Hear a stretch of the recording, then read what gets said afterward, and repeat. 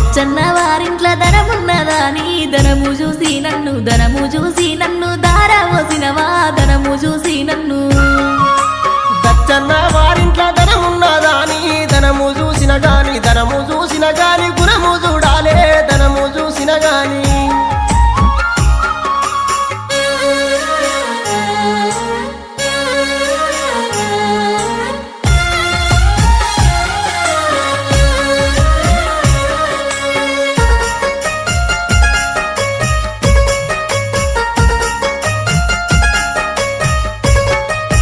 నల్ల వంకాయ కూర తిన్నావా తండ్రి నల్ల మొక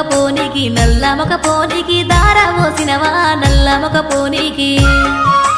నల్ల వంకాయ కూర తినలేదే బిడ్డ నల్ల మగ